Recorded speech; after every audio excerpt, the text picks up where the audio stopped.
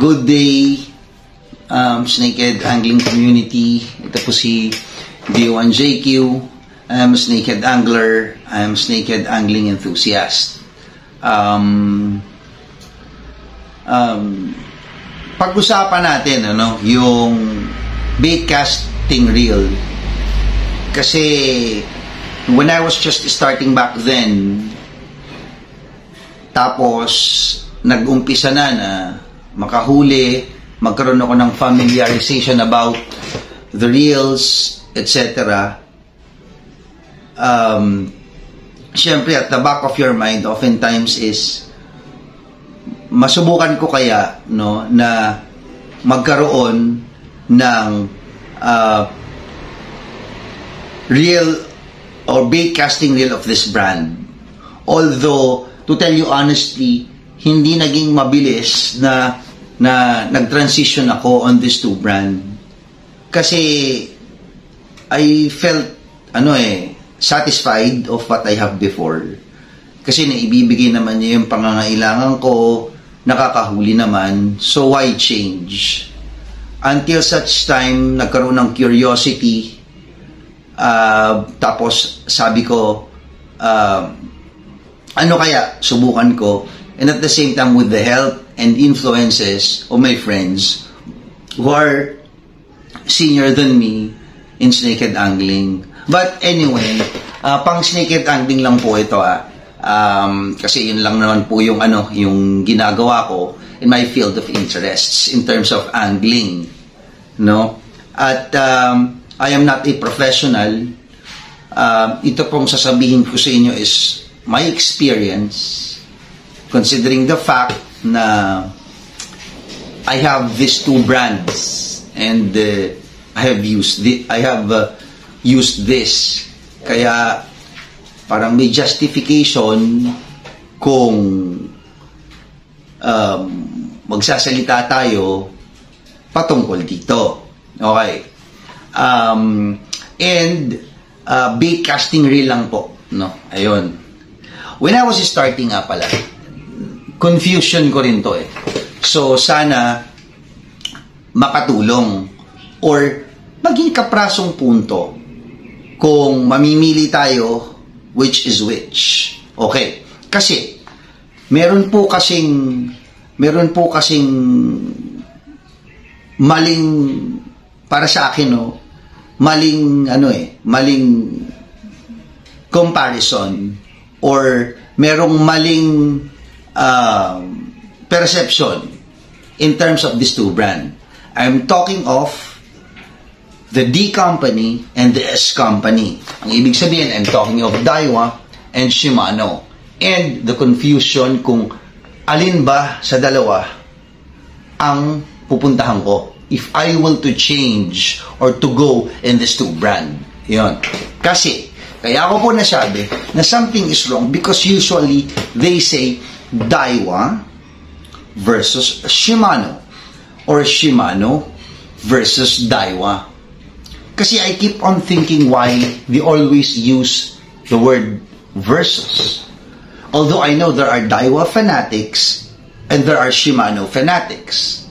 Therefore, if you ask something about Daiwa to the Shimano fanatics, expected natin parang he will favor Shimano. If you ask some points doon sa Daiwa fanatics, he will say something good with Daiwa, or majority perhaps were good on Daiwa. And that is acceptable. Kasi nga, fanatic sila. Pangalawa, although I know na kalimitan naman sa may mga reels of this is medyo may katagalan na rin or angler na talaga kasi ba't sila kukuha kung hindi sila angler, so may experience sila. But sometimes if you're a fanatic of one brand, hindi mo na ginagamit yung isang brand, considering na ito yung talagang competitor, this two brand, I'm not saying na sila lang. I also love and believe different brands. Pero in this content, I want to specifically talk about the Shimano and the Daiwa, in which there is a justification if I do this because I both have the same brand. I have the Shimano and Daiwa bait casting reel. Okay. Ngayon po, hindi ako professional, hindi rin po ako magaling. What I will be telling you is just a mere experience and opinion na malay nyo kahit kaparasong makatulong. Okay, let's go. Ang lagi nating iniisip is versus. Mas maganda ba yung Shimano kaysa sa Daiwa? Or mas maganda ba yung Daiwa kaysa sa Shimano? That kaya versus. Let's remove versus. No? Gawin natin na Daiwa or Shimano. Ibig sabihin, Daiwa ba o Shimano ang bibilihin ko na reel? Or if I have something and I want to go to this two brand, alin kaya ang pupuntahan ko? Okay, the primary, okay, or the first question perhaps is which is more durable, no? Ngayon kasi yung accepted na natin na pag sinabi na Shimano or Daiwa medyo mataas ang presyo eh. Pero ang talagang main question natin yan is which is more durable. I have used them both, no? Hindi ko na po ipapakita sa inyo kasi pwede niyo namang i-google eh. O kung anong gusto niyong modelo ng mga reels, pwede niyo nang i-google. So there's no use for me na ipakita ko pa sa inyo yun, no? Let's just talk about it. Let's just talk about the bait casting reels of both brands. Hindi ko naman lahat sasaklawin eh. Hindi ko naman lahat sasabihin na all of the reels. Ang sabihin ko lang po sa inyo is the specific reel na yun ang brand na nagamit ko. And I believe naman that it represents for example, may isang modelo na maayos, palagi ko naman. 'Di ba? Kung yung modelo yun maayos, may ikukonsidera na rin natin na yung iba niyang kasama maganda. Conforme na rin sa ino-offer niyang specs o kapasidad o kakayanan. Anyway, now, ang lagi nating tinatanong kasi is about durability. Lagi nating tinatanong, alin ba yung mas matibay? So sabi ko nga, kung magtatanong ka siyempre sa fanatiko dun sa brand na yun, sasabihin niya yung sa kanya. Kung yun doon naman sa fanatic o panatiko doon sa isang brand, sasabihin niya, etong brand na to. But the question is, kung mas matibay ang isa sa isa, bakit may nananatiling solid Shimano, may nananatiling solid Daiwa, no? So, diretsohin na natin. Sabi ko nga sa inyo, I have used both bait casting reels. At parehong okay. Both are durable. Well, let's accept it na hindi naman pwedeng panghabang buhay mo siyang gamitin. At saka normal sa isang reel na pagkabili mo niyan, pagka-acquire mo niyan, if it is a new one, smooth talaga yan. Kasi it was factory set, it was factory tuned. Kaya lang, be reminded that the gears inside are oftentimes made of brass, no? Made of aluminum, no? And prone din sila na magasgas, lumuwag. Considering the fact that laging may friction dyan when you move your gear, when you retrieve, when you cast. So darating ang panahon na there will be a wear and tear. So hindi na siya magiging smooth. But yung tagal na yon na ino-offer ng isang brand, yon ang pinagbabatayan natin about the durability. Yung hindi agad masisira, no? Basically, yung magagamit mo in a long period of time, no? And to tell you, both of them are okay. I fish pag nag-fishing po ako talagang walang habas na cast yan. Kasi ako po, may prinsipyo ko, pag nag-fishing ako, I don't go there to eat. I don't go there to do anything. Neither to rest. I go there to fish. So, lahat ng time na meron ako, if it is a 3-hour, kung maghapon, nagkaroon ako ng bakante sa maghapon, cast ng cast yan. So, to speak, bugbog sa akin talaga yung reel, inaamin ko yun. No? Kaya lang, kung yung reel mo, laging nagagamit, o laging to the max yung ibinibigay mo sa kanyang trabaho, maiintindihan mo kung durable siya or lasting ba yung ino-offer niya sa'yo na smoothness, etc., etc. Now, let's go to the Daiwa first. No? Yung Daiwa po kasi, ang main ino-offer niyan is the SV or the stress-free versatile spool. Tapos, yung pamilyar sa atin, kasi kahit hindi mo lagyan ng sulat, kahit hindi mo sabihin, you will notice it on the Daiwa reels. That's the T-wing system, the TWS. Ibig sabihin, yung kanyang line guide, no? The line guide of the bait casting reel of Daiwa is noticeable to be different. Parang letter T, kaya T-wing. Bakit letter T? Kasi kapag ikinast nyo siya, pinindot nyo na yung thumb release or the clutch lever, lumalaki yung outlet ng linya para wala masyadong friction, malaya siyang makakalayo. Tapos, pag nasa retrieve mode na kayo or retrieve position, as you move the handle, yung T-wing system, mababago ang posisyon, yung malawak na opening, mapapalitan ng manipis na opening kasi i-retrieve mo lang yung linya at isasalansan niya sa spool. Yun. That is the basics of the upgrades of the Daiwa. Most of the high-end reels of Daiwa, the mid-range, and sometimes there are some entry-level na ino-offer yung T-wing. Kasi ang improvement naman po na ibinibigay ng isang bait casting reel o isang bait casting company ay naglalaro sa dalawang bahagi no? Two main. Although, syempre marami ang sub-improvements such as mga bearings, no? Pagdami ng ball bearings, etc. Pero, be reminded na ang main yan is the braking system at saka yung spool weight. Bakit? Kasi yun yung main na na papel sa paglayo ng casting capability. Kung magaan yung spool, mahihila kahit magaang linya or magaang lure. Hindi mo na kinakailangan gumamit ng napakabigat na lure para makalayo, no?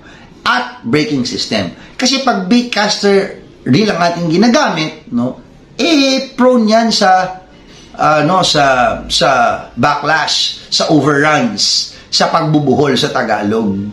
Pag hindi ka sanay, o kaya naman may mali kang tiyempo, o maling estilo, o kaya may obstacles, may hangin, may tinamaan kang puno, buhol, at napakahirap ayusin. At hindi lang yon, merong mga pagbubuhol na talagang minsan is,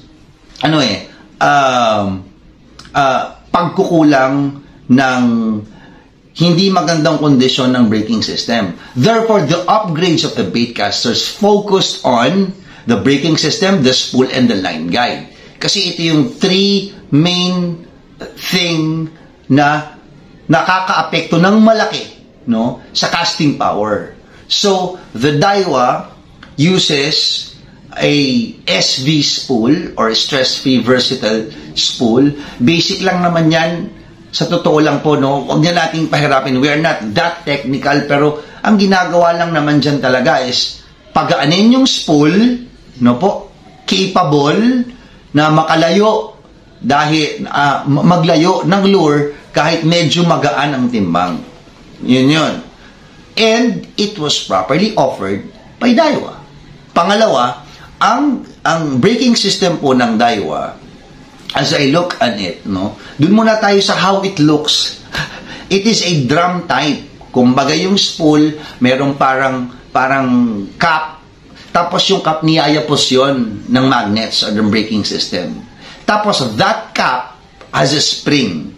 Ibig ko sabihin, halimbawa po, ito yung spool, umiikot, no? May cap siya. May cap. No? Tapos pag ibinato nyo, yung cap lumalayo. No? Gumagalaw yun eh. Ang nagpapatigil lang doon yung spring. So the harder the faster the spool moves, no? yung drum niya ngayon lalapit sa magnet. Therefore, magkakaroon ng accurate, no, na pagpigil o power na ibibigay ng magnet in ratio doon sa bilis ng ikot ng spool. Natutulungan tuloy na magkaroon ng tamang speed, ng tamang pagpigil yung magnet, nang sa ganon, hindi magkaroon ng overrun. That is what the goodness and what the Daiwa offers. Although hindi lahat stress-free versatile spool, pero majority ng mga modelo, no, na Daiwa reels such as the Tetula, the high-ends like the Steez, ganun na yung prinsipyo ng braking system, no? Basta SV ang spool na sinasabi, medyo magaan yung spool, medyo capable siya, friendly siya sa lighter lures. May kakast mo pa rin ang malayo. So yun yung mga convenience na ino-offer ng Daiwa. Therefore, it is a very good reel. It is a very reliable reel. Maaasahan mo talaga, and it will offer you convenience. Kasi one of the main convenience na hinahanap natin, hindi lang naman sa madaling i-cast kung hindi, it prevents overruns. And because of that principle na drum type, tapos movable yung connection ng magnet sa spool, kumbaga yung naka-attach sa spool para bigyan ng pagtigil ng magnet is movable, in a sense na lumalayo, lumalapit, conforme sa bilis. It really do helps, no, in the proper braking power na ibibigay ng reel at an specific speed. Kaya dun mo mararamdaman na in advance siya, magkakaroon ka ng comfort at mababawasan yung problema mo. And that is what Daiwa offers. Although merong hindi SV, pero there are things na, or there are reels na talagang nag-o-offer ng iba pang upgrades, no? Now, sa Shimano naman, well, bago ko sabihin majority about Shimano, ganito, ako po, ang Shimano ko lang are DC series. Wala po akong Shimano na hindi DC. Pag sinabi natin DC, yun yung digital concept of bait casting reel, in which it offers chips or may digital touch na tumutulong para mag-offer ng stopping or braking power sa ating reel, no? Meron po akong SLX, meron din akong Antares, basta meron din akong Scorpion DC, the 2021 series, may SLX, but generally all I have was DC. Pag hindi po kasi DC, parang hindi ko, kasi nga I know naman na durable na kaya So I cannot speak about the non-DC reels of Shimano. I'm speaking only about the DC reels of Shimano, or I will speak about the DC bait casting reel of Shimano. Kasi nga po, yun lang ang meron ako. And the reason why I got Shimano reels ay dahil dito. At yun din naman ang ipupunto ko sa inyo ngayon. No? Kapag pumunta ka naman sa Shimano, no, it will offers you the DC concept. Ano ba yung DC concept? Simple. Hindi ko po, ito po sa aking pinakasimpleng pagkakaintindi. Nilagyan nila ng chips, ng digital chips sa loob, sa kanya ipinagkatiwala, no, ang pagbasa o pagbibigay ng braking power o pagpapatigil, no, conforme sa bilis, no, ng spool kapag ikinast mo na. Ngayon, there is a thing na sinasabi ng iba as pertains to this concept. Sabi nila, inaalis na yung manual participation ng angler sa DC concept reels. Hindi po Bakit? Kasi hindi naman siya andun lang. yung mismong DC, no, may adjustment yan.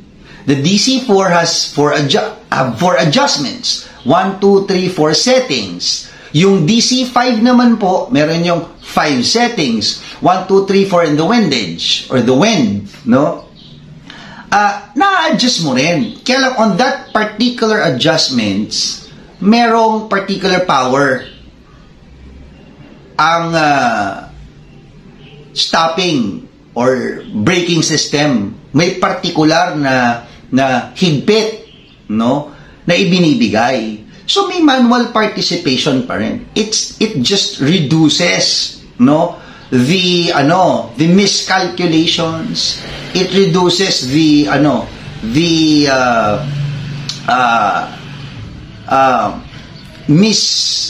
maling pagpili ng specific power ng pagpigil sa spool. Therefore, it reduces the burden on the part of the angler. However, nandun pa rin yung participation ng angler. Merong nagsasabi dun sa adjustments na 1, 2, 3, 4 may specific line, pero sa akin hindi ko kinukonsidera yun eh. 1, 2, 3, 4 is the speed, or sorry, it is the power na ibibigay. So, basically, pag 1, kokonti yung power, mas malayo ka makakapag-cast, etc., etc. Ibig sabihin, habang tumataas, syempre lumalakas yung braking power niya. Mas napipigilan niya ngayon yung spool sa pag-ikot. That is the basics. But there is still a participation from the angler in terms of adjustments of the DC braking power. Okay. And one thing na ibinibigay ng Shimano, meron siyang special sound. Yung whining, kung tinatawag. Pag ibinato mo, yung lure mo, nag-cast ka, tumutunog siya. Yung zing, or a high-pitched sound, termed as whining. And that makes the DC reel different, unique, etc. But generally, the DC concepts really works. It is the burden of the angler. Secondary na doon yung tunog na pag nakinig ng kapwa angler o narinig natin in videos or tayo man sa sarili natin, nakakatuwa. Kasi your reel sounds. Your reel produces a whine. Your reels, kumbaga, sing. No? And there are some anglers, like me, na pag naririnig ko yun, it is may stress. Kumbaga, ang saya-saya ko kasi tumutunog yung reel ko. And that's why I get, no, Shimano bait casting reels. But both of them works. Both of them give comfort. Both of them are durable. No? Both of them gives what you expect. Then, it is very unfair to compare bait casting reels without looking at the specs. Halimbawa, magkukompare tayo ng Shimano at Daiwa sa ibang brand. Sabihin natin, mas maganda talaga yung Shimano at Daiwa. Minsan, hindi natin pwedeng sabihin yon.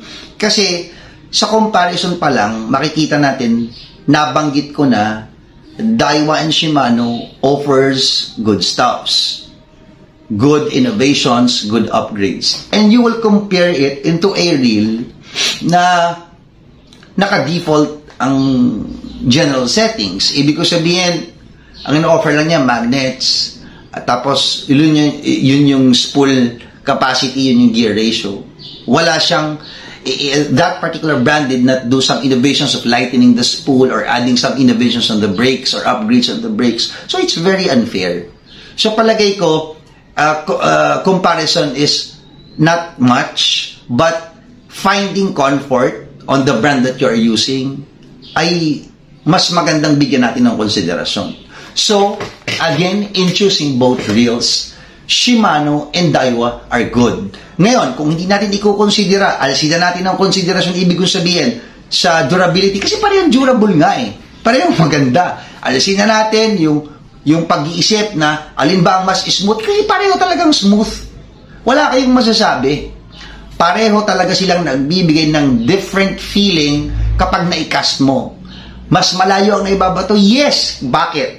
Kasi nga, meron kang choices.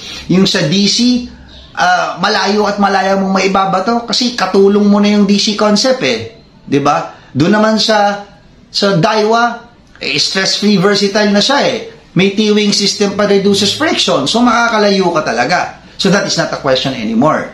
Ngayon, bawas nito, ano ba ang ating pwedeng isipin o ikonsidera?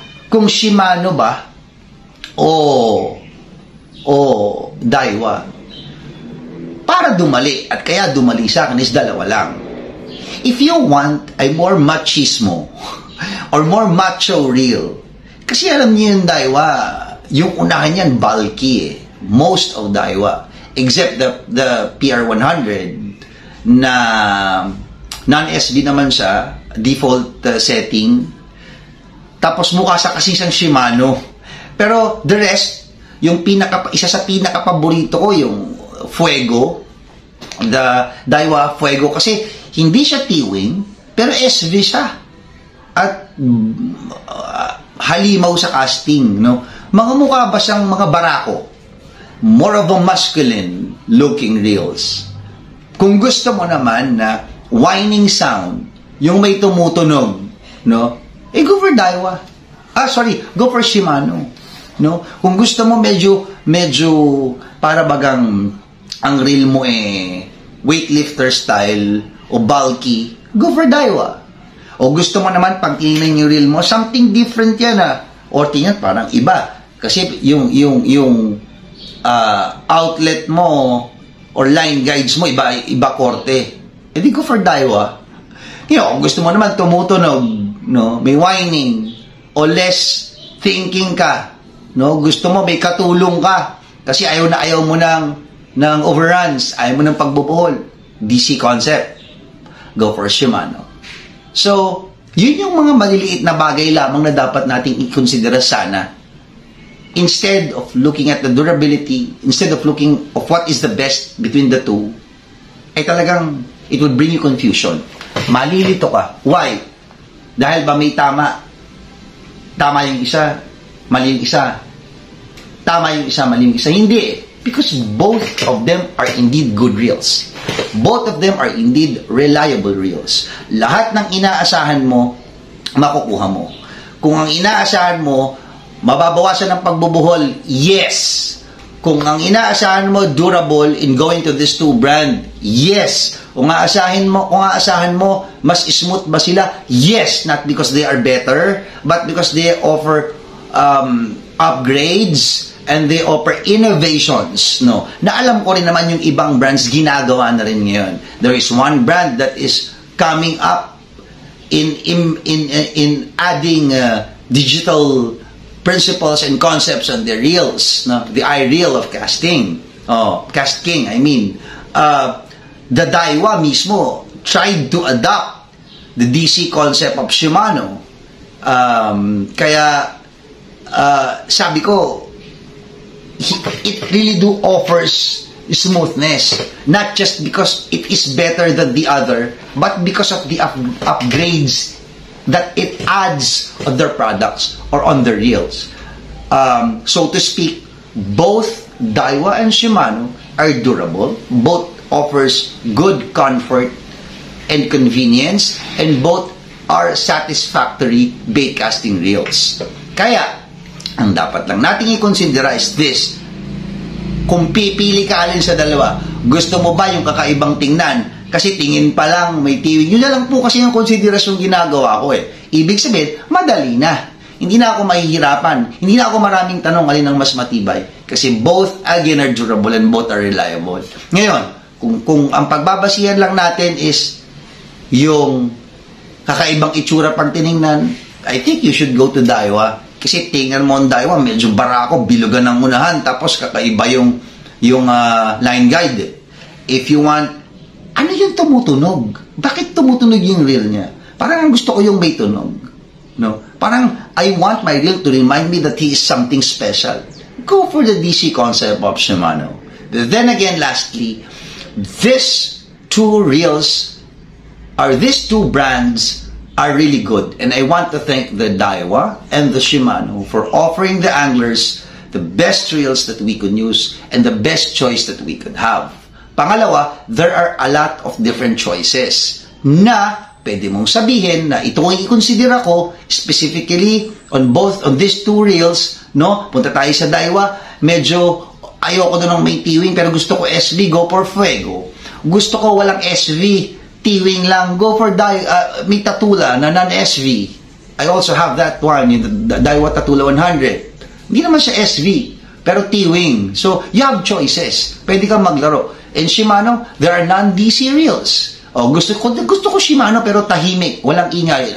Don't choose the DC reels, no? Go for Shimano MGLs, in which it offers Maglite spools. Magaan pa rin yung spool, pero hindi DC, walang tunog. Gusto mo naman combination. I want a spool of Shimano na MGL din. Gusto ko yung model ng MGL 3, tapos may tunog din. Go for Scorpion, or perhaps go for I will not call it cheap, but a lower price one. Go to the SLX DCXT. No? Magaan na yung spool niya, Maglite 3 spool, tapos DC5 pa siya, and at the same time, ano siya, may whining, may tunog, kasi nga DC concept. So, ganun lang, let us not confuse ourselves which is durable, let us not confuse ourselves, sino mas maganda, sino mas magaling. Both are good, both are maganda, both are magaling. Whether you trust me or not, it's okay, but Snakehead community, I've used it. No? Both are really reliable. Talagang it reduces the times of runovers. Hindi lang nare-reduce o minsan zero pa ang backlash, ang pagbubuhol because of the innovations and the upgrades that these two brands offer to us anglers. Kaya if you could have a chance, why not? Pero, kung komportable naman kayo, still na meron kayo, go for it. It is not anong gamit natin, it is not ano ang gear natin, it is not anong upgrades meron, it is where you are comfortable, saan ka masaya, at alin ang nagbibigay sa'yo ng ligaya when you're doing snakehead angling. So again, ito po si D1JQ. Sana po may natutunan kayo kahit kapraso, kahit simple lang to, no? Masarap namang makakwentuhan kayo at makashare ng kahit kaprasong naintindihan ko in these two reels. Ano po? Be contented of what you have and enjoy what you have. The best reel is what? Is it Penn? Is it KastKing? Is it Daiwa? Is it Shimano? Is it Abu Garcia? Well, the best reel for me is your reel, my reel. But if you want to go for these two brands, it offers good innovation, it offers good upgrades, and it makes your fishing trip that easy, that special, that doable, that confident, and it gives you more opportunity perhaps or chances of catching big ones. Okay? Again, ito po si D1JQ na lagi nagsasabi sa inyo na good gears give good results. Ciao.